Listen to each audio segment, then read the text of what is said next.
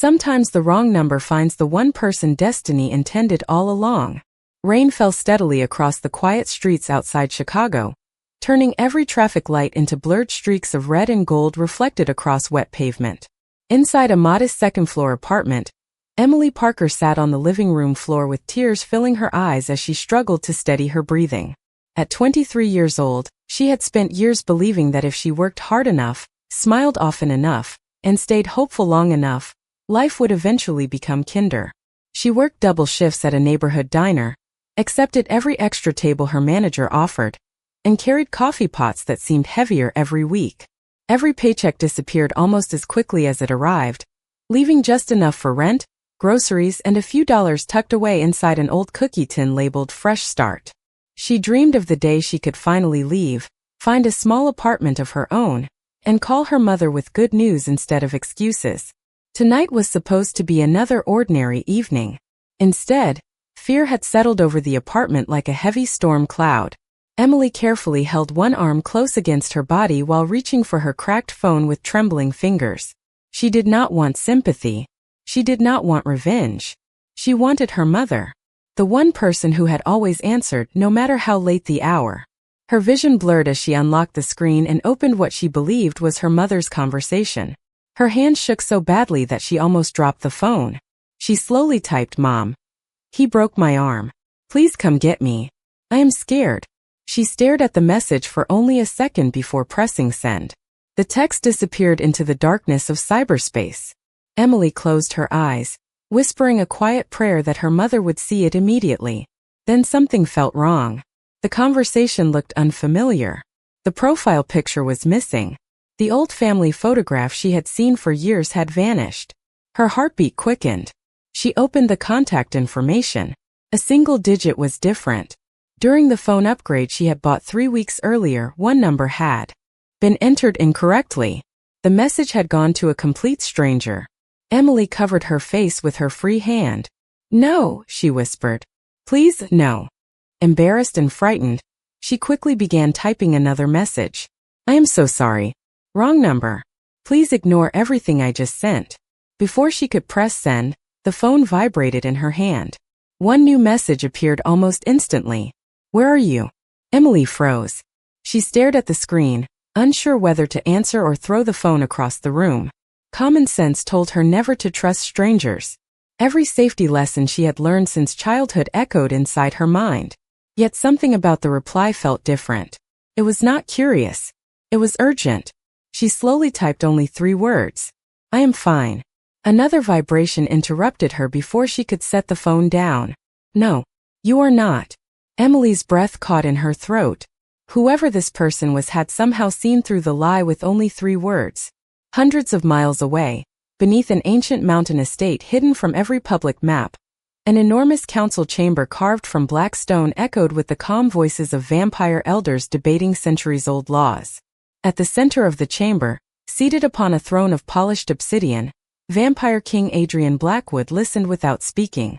His face, noticeably paler than any ordinary human, remained unreadable beneath the soft glow of antique chandeliers, while his long dark hair with gently curled ends rested across the shoulders of his tailored black coat. Advisors continued discussing alliances and ancient customs, until a quiet vibration interrupted the silence. Adrian glanced toward the private phone resting beside his chair. Almost no one possessed that number. He expected a classified report from one of his royal commanders. Instead, he found a desperate message from an unknown sender asking for help. The council continued speaking.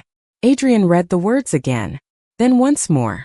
The room suddenly felt impossibly quiet. Without another second of hesitation, he rose from the throne. Every elder stopped talking. Every guard looked toward their king. Adrian slipped the phone into his coat, his silver eyes filled with calm determination. "Cancel the meeting," he said. "Your Majesty," one elder protested. "The council cannot simply." Adrian interrupted with only 5 quiet words. "Someone needs me more." He walked toward the massive doors without looking back. Outside the chamber, royal guards hurried to prepare the convoy. Adrian unlocked the conversation one final time, and typed a single sentence before stepping into the night. "I am on my way." Đây là part 2 theo đúng yêu cầu của bạn. Edit. Emily stared at the glowing words until the letters began to blur together. I am on my way. She read the sentence again, hoping she had misunderstood it, but every letter remained exactly the same. Whoever this stranger was, he had not dismissed her message as a prank, ignored her plea, or asked unnecessary questions. He had simply decided to come. 1,000 thoughts raced through her mind at once. Was he dangerous? Was he trying to trick her?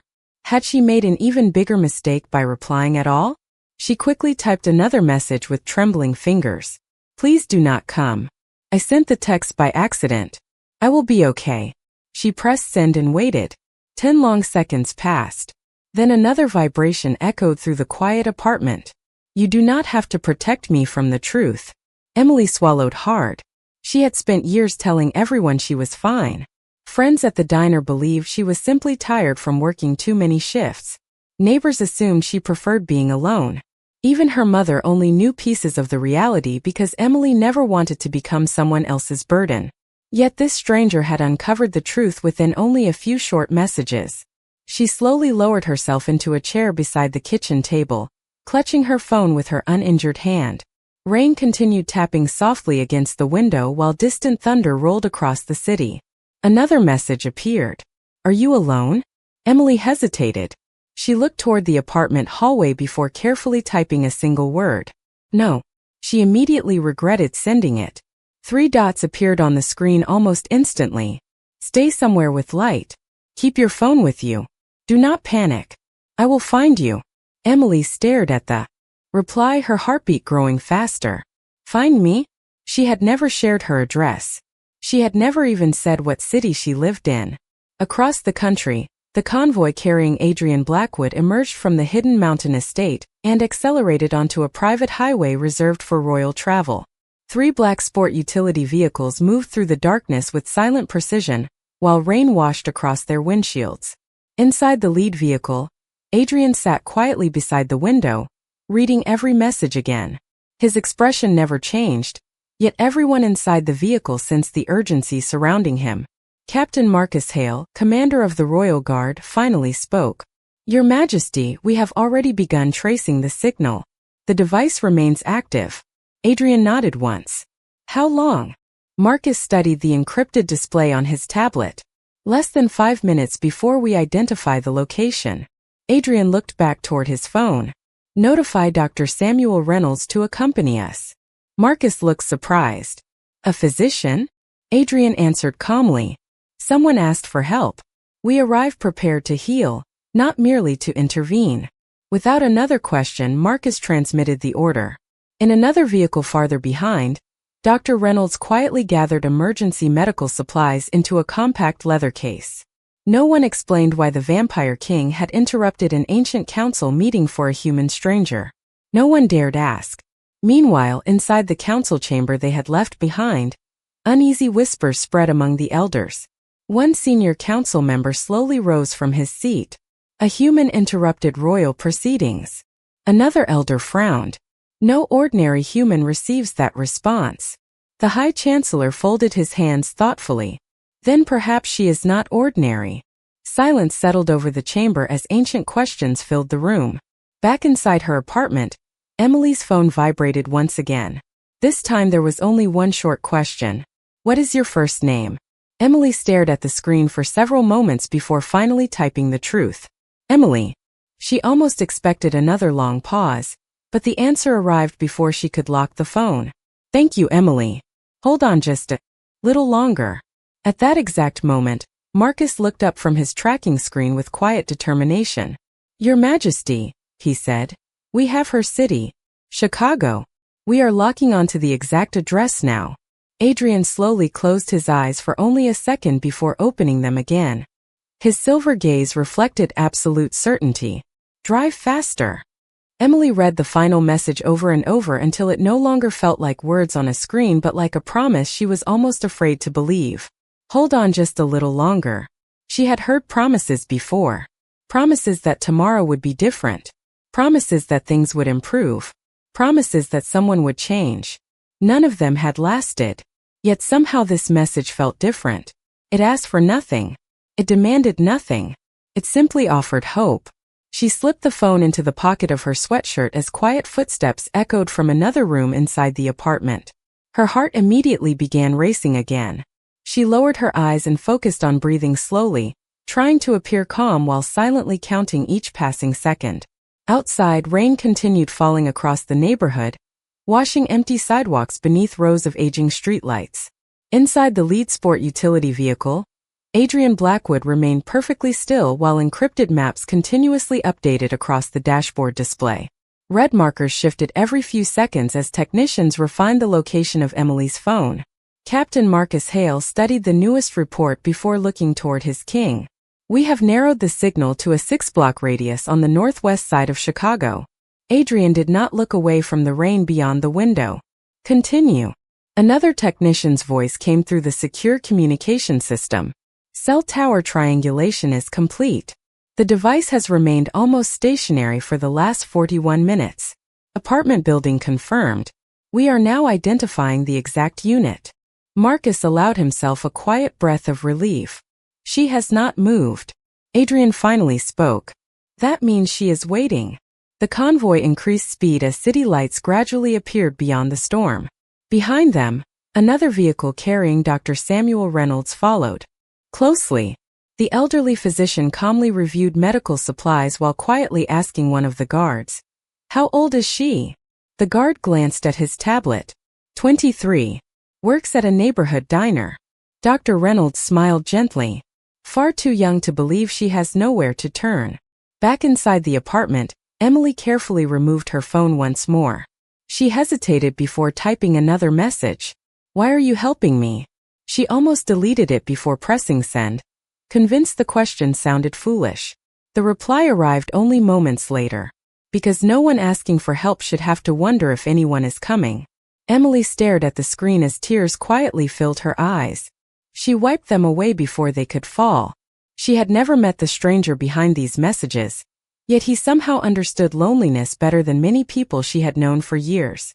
The apartment suddenly felt much smaller than before, but strangely, her fear no longer felt as overwhelming. Hundreds of miles away beneath the ancient mountain estate, the royal council remained gathered despite the king's absence. The High Chancellor slowly approached the enormous map carved into the center of the chamber floor. "Has anyone learned the identity of the human?" he asked. One elder shook his head. "Only that she is an ordinary waitress."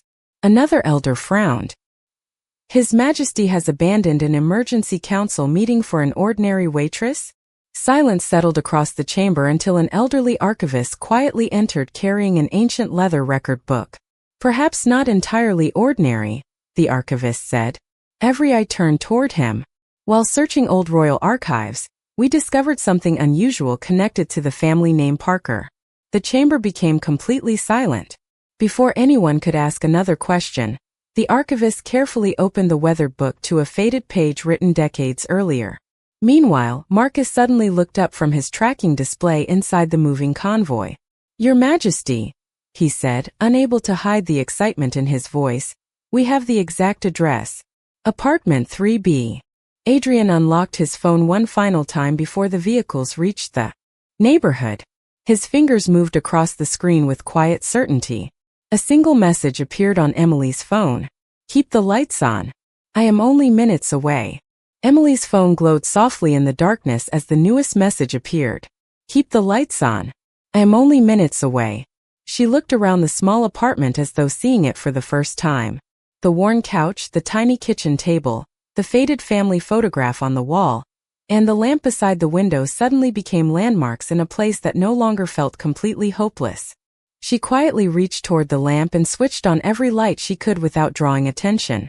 Warm light filled the apartment, pushing the shadows back into the corners.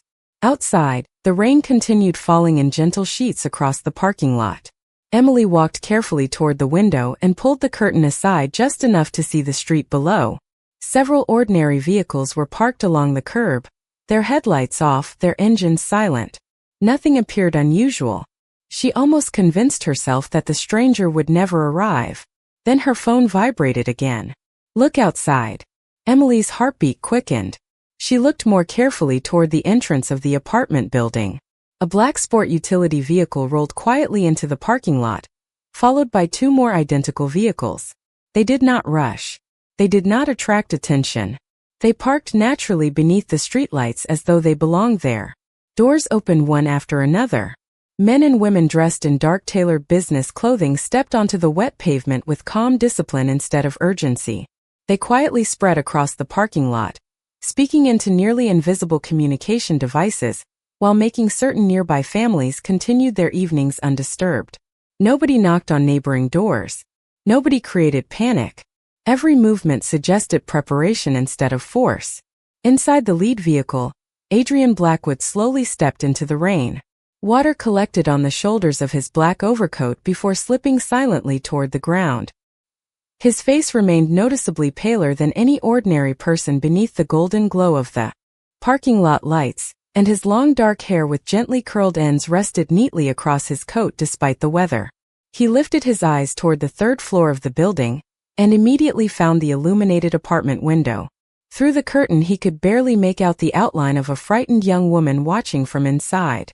Emily instinctively stepped back from the glass, surprised by the strange certainty that the man outside had somehow seen her. Another message appeared. "Stay exactly where you are. I will come to you." Emily read the sentence twice before slipping the phone back into her pocket. She wanted to believe him, yet years of disappointment had taught her to expect promises to disappear before help arrived.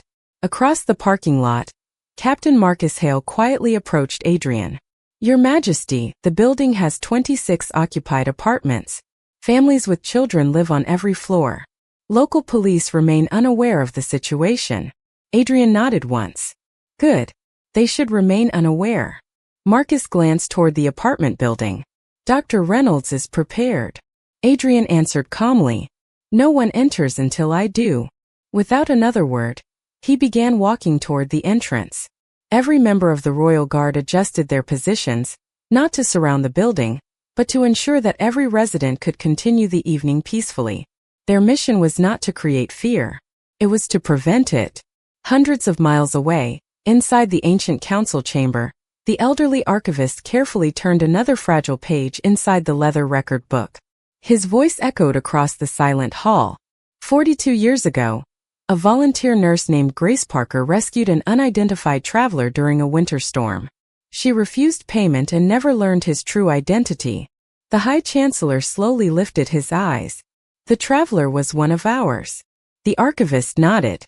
"Not merely one of ours." He gently closed the book. "He was a member of the royal family." Silence swept through the chamber. One elder whispered, "Does His Majesty already know?" The archivist answered quietly, "If he has seen her family name, then I believe he knows exactly why he left this meeting." Back in Chicago, Adrian reached the apartment entrance and paused beneath the small awning outside the front door. He removed his phone one final time and typed only 4 words before placing it back inside his coat. Emily's phone vibrated gently in her pocket. The message simply read, "May I come in?" Emily stared at the message for several long seconds before lowering the phone. "May I come in?" No one had ever asked that question with such quiet respect. Most people simply expected the door to open. Most people assumed they had the right to enter. This stranger, who had crossed hundreds of miles in the middle of the night, was still waiting for her permission. She slowly walked toward the apartment door, every heartbeat louder than the last. Her hand paused above the deadbolt.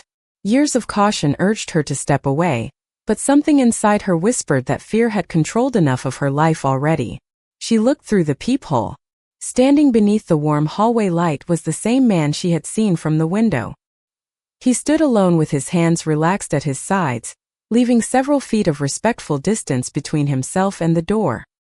His black overcoat was still damp from the rain, yet his posture remained calm and composed.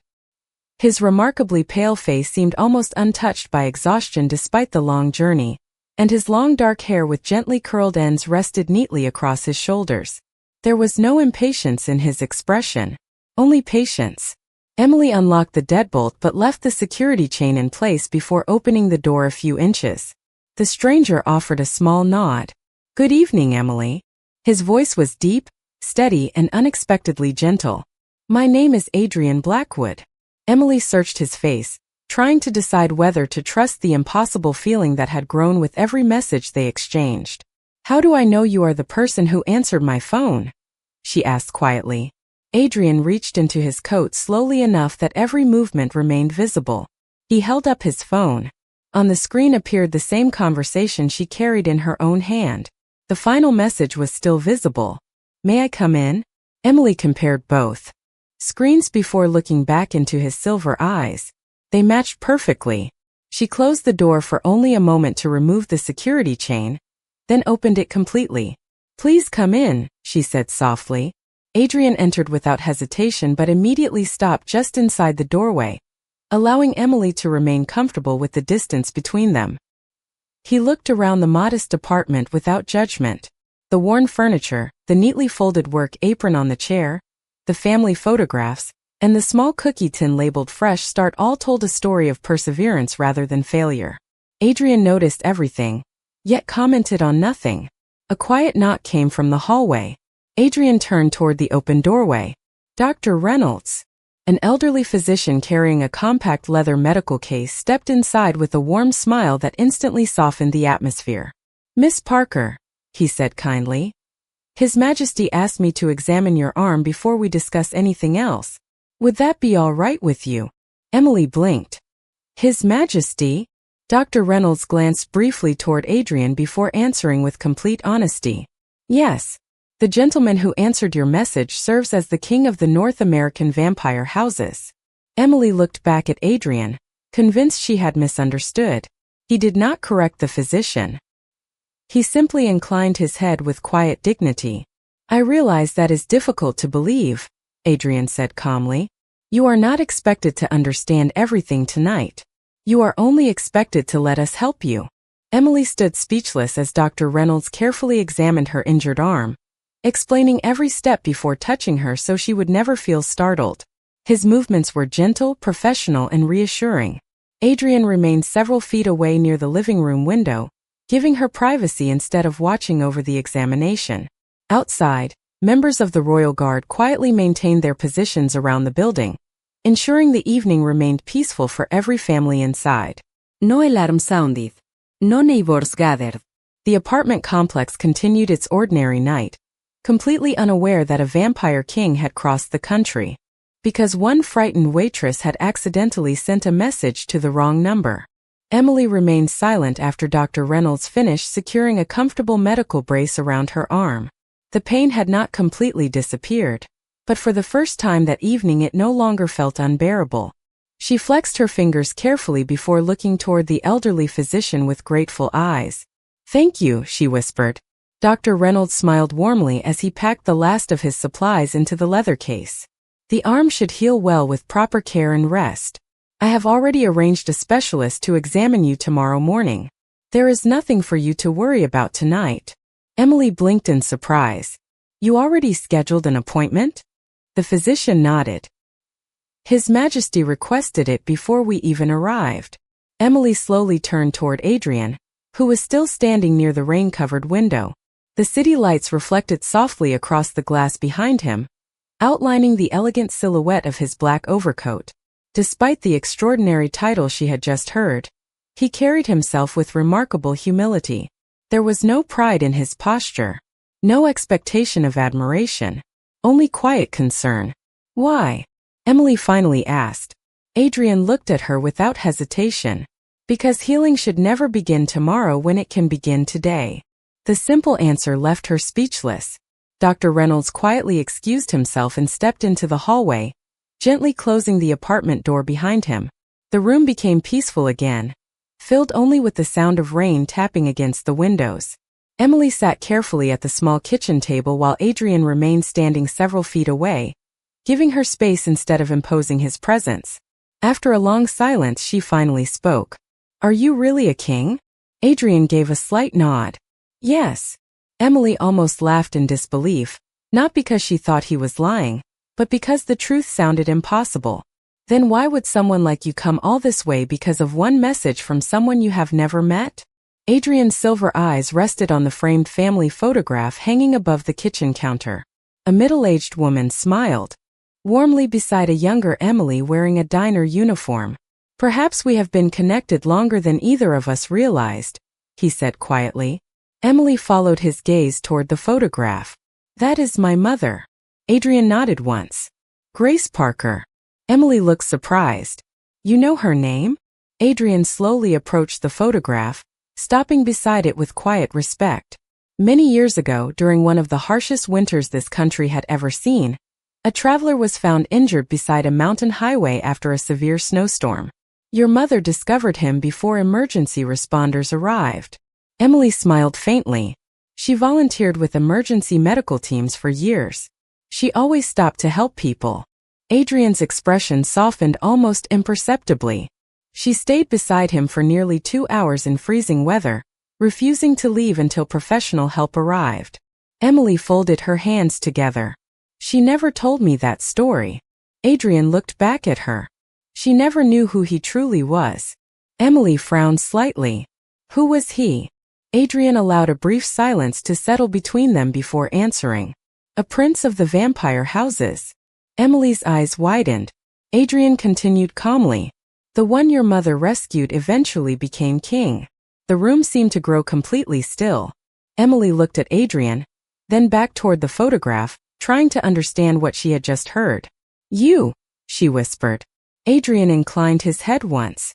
"Your mother's kindness saved my life long before fate allowed me to answer your message."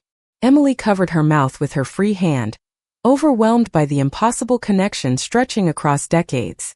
She remembered countless evenings listening to her mother's gentle advice. Help people when you can. Kindness always finds its way home. She had always believed those words were simply a hopeful saying. Tonight they felt like the truest thing she had ever heard. Adrian reached inside his coat and carefully placed a small black leather card holder on the kitchen table. Inside rested an elegant silver crest unlike any symbol Emily had ever seen. "From this moment forward," Adrian said with quiet conviction, "you will never have to wonder whether someone will answer when you ask for help again. My protection is no longer an accident. It is a promise." Emily gently picked up the black leather card holder and ran her fingertips across the elegant silver crest embossed on its surface. It felt surprisingly ordinary in her hand despite representing a world she had never imagined existed. She looked up at Adrian, still trying to reconcile the quiet man standing in her apartment with the impossible truth that he ruled an ancient kingdom hidden from ordinary society. "My mother never knew," she said softly. "She never knew she saved a prince." Adrian shook his head. "She never asked who I was. She only saw someone who needed help." Emily smiled through moist eyes. "That sounds exactly like her." Adrian allowed himself the faintest smile. Compassion rarely announces itself. It simply acts. A comfortable silence settled over the room until a discreet vibration echoed from inside Adrian's coat. He removed a secure phone and briefly studied the screen. His calm expression remained unchanged, but Emily noticed his eyes become more focused. "Is something wrong?" she asked. Adrian slipped the phone back into his pocket before answering. "The Royal Council has requested my immediate return." Emily lowered her eyes. "Because you came here." Adrian nodded once. "Some members believe my decision requires explanation." Emily looked toward the window where rain still traced gentle lines across the glass. "Then maybe I should never have answered your messages." Adrian immediately replied, "Do not say that." His voice remained calm, but there was unmistakable conviction behind every word. "No one should regret asking for help." Emily looked back at him. "What if your council believes I am a problem?" Adrian slowly walked toward the kitchen table and took the chair across from her instead of standing above her. The gesture made the conversation feel equal rather than formal. "They may believe you know too much," he admitted. "Some of our oldest laws were written centuries ago, when fear ruled every decision." Emily folded her hands together. "Will they ask you to erase my memory?" Adrian did not answer immediately. Instead, he met her eyes with complete honesty. "Some of them already have." Emily felt a chill despite the warmth of the apartment. "And what will you do?" Adrian's answer came without the slightest hesitation. "Refuse." Emily stared at him in disbelief. "Just like that?" He nodded. "Just like that." Before she could respond, Another quiet knock sounded at the apartment door. Captain Marcus Hale entered after Adrian gave permission. The commander stood respectfully near the doorway before speaking. Your Majesty, the Council has scheduled an emergency session. The High Chancellor requests your presence before sunrise. Adrian acknowledged the message with a slight nod. Thank you, Marcus.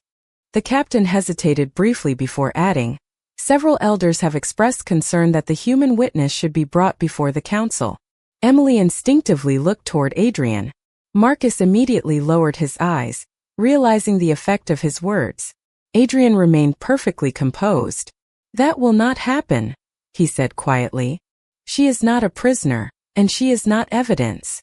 Marcus straightened his posture. Yes, Your Majesty.